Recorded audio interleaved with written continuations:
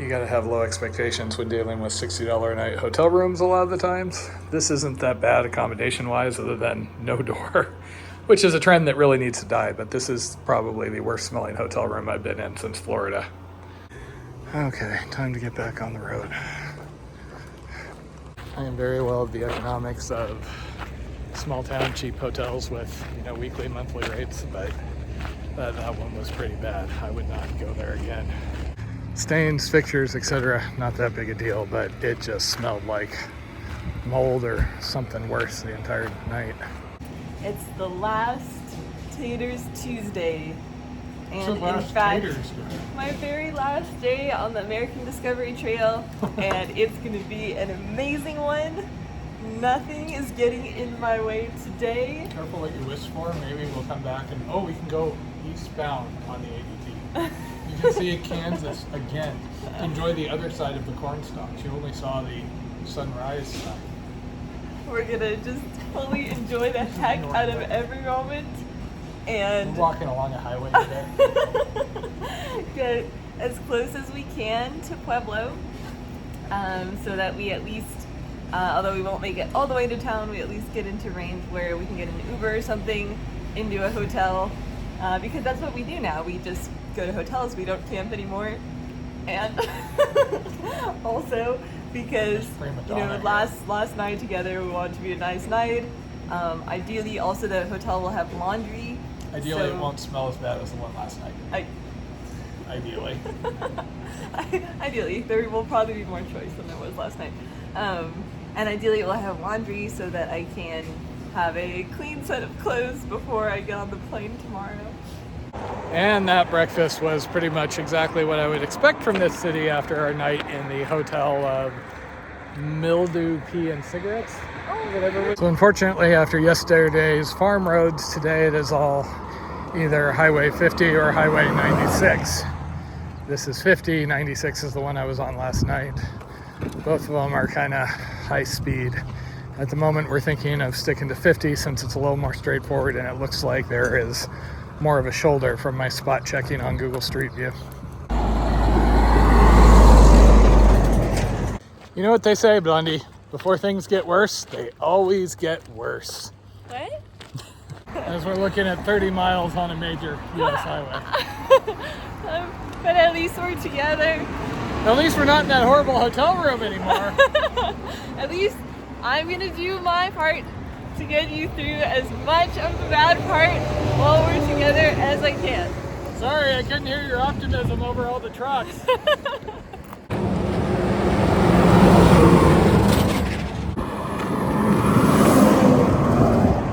So Canyon City is where my parents are.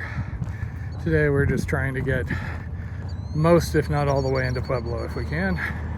Just got called over and offered a cigarette.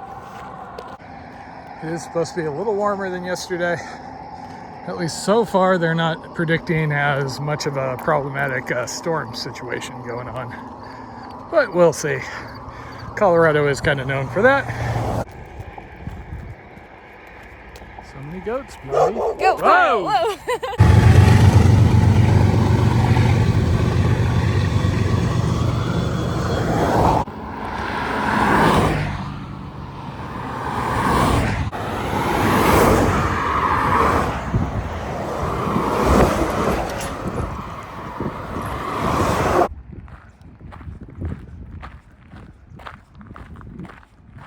As far as my end of summer vacation plans, we have a friend that's gonna come and get me tomorrow morning from wherever we end up tonight and drive me up to the Colorado Springs airport.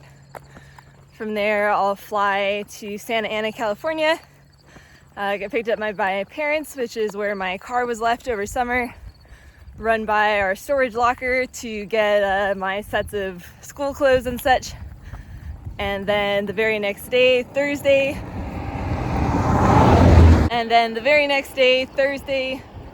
is my first official work day. We have 3 teacher prep days, Thursday, Friday, Monday, and then next Tuesday is the first day with students. Some people are entertained by the fact I'm flying back the night before I need to be on campus. That's typically how we try to set it up. I believe very strongly in maximizing my summer vacation, getting as many days as possible out on whatever the trip is we're doing, and minimizing the travel delays or dead time. That's also how I deal with the post-trip letdown. It's always sad, I think, for anyone at the end of a vacation or an adventure. And in this case, extra sad because I know I'm leaving Matt and probably won't get to see him again until November. But with this schedule, I jump right back in. I have 3 days to lesson plan, coordinate. At the same time, I have to start getting ready for some weekend trips into the Sierras. Yay! California mountains. Now that's something to look forward to. And so there's just not a lot of time to dwell on those feelings of sadness.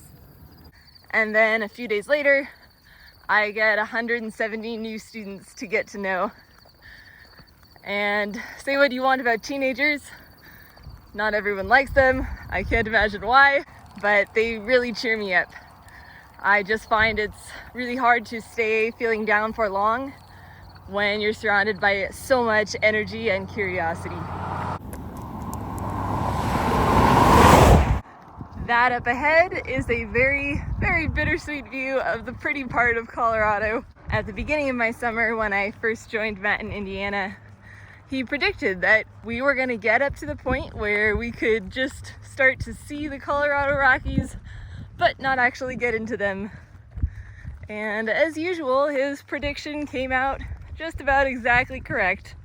So far, the only time I've spent there was about a week in wintertime, ice climbing in and around Ouray, and that was amazing. Had a blast, really beautiful area, but just got to see a small section and didn't get to the top of any peaks. So very much looking forward to a longer summer exploration there at some point, especially after how many animals Matt was able to see just on the CDT part. He saw a marten, elk, a fox, porcupines, some other stuff. And here we have teamwork. Makes me nervous. Yet in a fast way.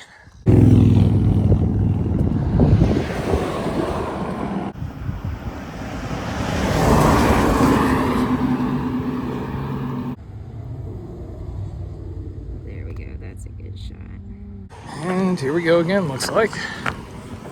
And sadly, while Jen may have made it to the doorstep of the mountain, she has not outrun the core. We've got 3 miles and change more along this highway to the town of Avendale, which has a gas station that'll be our water and snack stop.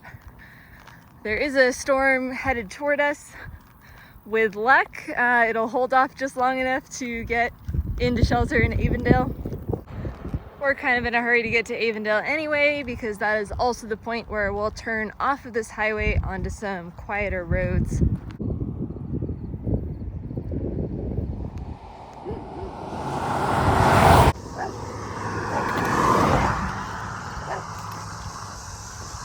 Cannabis field, I assume?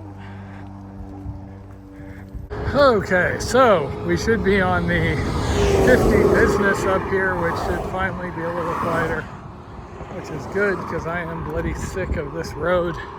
96 was closed due to pipeline construction, so there is more traffic than usual out here, and this is a busy road. So we're going to take the 50 business into Avendale. We're going to get some water, cold things to drink at a loaf and jug, and then we are going to be on back roads for as long as we decide to hike today. And we've just been debating this storm. Jen is nervous about the thunder and the lightning we're seeing. I'm not feeling super threatened, but it is starting to rain a little bit, so we might see if there's cover under this bridge. And welcome to our latest. Gee, I really hope it rains, because otherwise this is a huge waste of time and I could be drinking an ice cold soda and Gatorade. Okay, Refuge. those were not baby lightnings. They were big bolts of lightning. Can you imagine what my face looks like right now? Thunderhead. Technically we were, as the thunderhead accelerated away. And yeah, there's the occasional, but like yesterday it was freaky, big thing coming straight for me, etc. This is just like there's a storm off there. I do not know how he does it, but once again, Matt's prediction was actually correct here. It looked like we were walking straight into a thunderhead with loud thunder and big bolts of lightning, and that seemed like a dumb way to die. And so I was all for hiding out under this bridge. Ways to die? Well, I kicked the buffalo in the nuts, figuring like, I'm gonna die brightly. But the storm really didn't hit us at all. It went straight on by us and even fizzled once it went by us, right? So this was pretty unnecessary. This was pretty unnecessary. Should have listened to Matt. They make liquid IB and rainbow sherbet. As Jen said, we were getting moving. It wasn't even really that much of a near miss. Barely rained at all. Nothing fun. See, and the funny thing is, I see a thunder and I'm like, oh, I don't really want to get wet. I guess we can go in the trees. And Jen's like, we can go charge over to that person's porch. It's an emergency. I think they'll help us. And I'm like, if I run up to a porch and start screaming about emergency, I need help, I'm liable to be shot, then arrested, and then probably shot again because I've had issues with the Canyon City PD. And welcome to the Yield Water Stop. And this is what happens when I'm unsupervised in a gas station.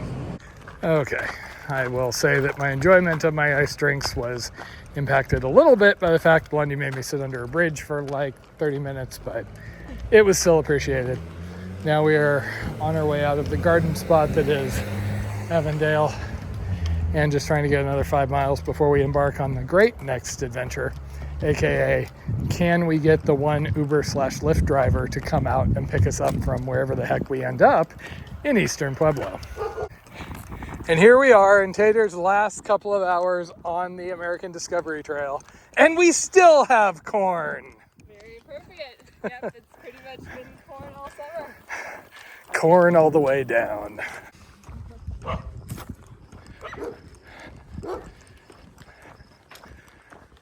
And at long bloody last, we're back to quiet roads for a little while. We just wanted to make sure and like get a full range of experiences. We've had too many of those quiet back roads lately. So we're like, what if we just hike 20 miles along the side of US Highway 50? That would be fun. Because, you know, when I was driving out to Delaware, I was like, you know what I really can't wait for? Walking along this road for days. That was really buttering my pecans, as the kids say. That is one of the more creative mailboxes I've seen. So usually when people stop us on the road, they're asking some version of finding a tactful way to say, what the heck are you doing walking on this road? But we just got stopped by someone in a truck whose first words to us were, have you seen my cow? Sadly, we had not seen his cow. Best of luck to him finding his cow. Thoughts and prayers. Now Colorado itself is crying that Taters is leaving. Or I'm crying that it's raining on me, one of those. So we have done our 25 miles. We would happily be going to a hotel, which we found, which has DoorDashable Thai food. Except unfortunately, while Lyft and Uber were working earlier, there ain't anybody now. So yeah, we might be stuck here. No Thai food. There is a taxi cab company. They just had like a 2-hour wait. They may be late. I think they just put her off for 2 hours. Yeah. I'm not sure they're sending a taxi out to the ass end of pretty much nowhere. It's 20 minutes from Pueblo. Why would they not send a taxi out? It's 10 minutes outside of Compton. It's fine. Okay, so both Uber and Lyft were showing cars, but no one was picking up the ride, despite the fact the app was raising the price. Meanwhile, taxi company... She was competing against herself, is what that means. Meanwhile, taxi company called us back like an hour earlier than they said they were going to, and have someone on the way. So, +1 taxi companies, -1 Uber and Lyft, and check out that I got the rainbow in the background. I think they're looking at it going, we're not sending a driver out there. They're going to like jump them. And her other plan was we were going to order a pizza. We were going to get the pizza guy to come here. We were going to jump him with my pocket knife, we were going to ask big. Nicely if and we're going to be like, we would request that you bring us into town. Also, assuming they follow through, that means that this spot is sadly the spot where I shall depart the ADT. At least there's... At least there's a rainbow here to see me off. Yes, a majestic cornfield, an irrigation ditch, the side of a farm road. Oh wow. Those are kind of half-ass rainbows. Look at, those are beautiful rainbows. How dare you, son? How dare you? See, Miss Optimus here is like getting all teary going, this is where it ends. And me, I'm practical. I'm like, if they don't show up, it doesn't end here. It ends up 15 miles that way in the dark. It's helping, like I was saying, mostly sad emotions right now, but this is helping with some happy emotions also. I know, I'm really happy too. Not the rainbow. Corn! Corn! There's corn over there. There's corn over there. So much corn. Very appropriate. We'll always have the corn, Blondie. That summer you just went through in Kansas, man. Yeah, well, you know, the problem is no matter which direction you go, you've got Kansas in the summer. Jenna's all bouncing around for some reason, possibly because I'm carrying my pack, her pack. I'm doing anger squats. Matt was a little harsh on the hotel last night, but even I will admit this is a pretty big step up from that. I missed the mildew scent that really kind of gave it an earthy feel. The crackling of the plastic on the bed. And I guess that would be downtown Pueblo. Which we hear is fun.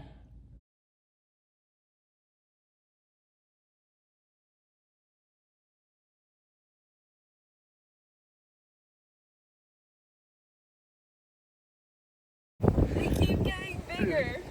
That is also what she said, but never mind that. You would disapprove it. Oh, look at that look, eh?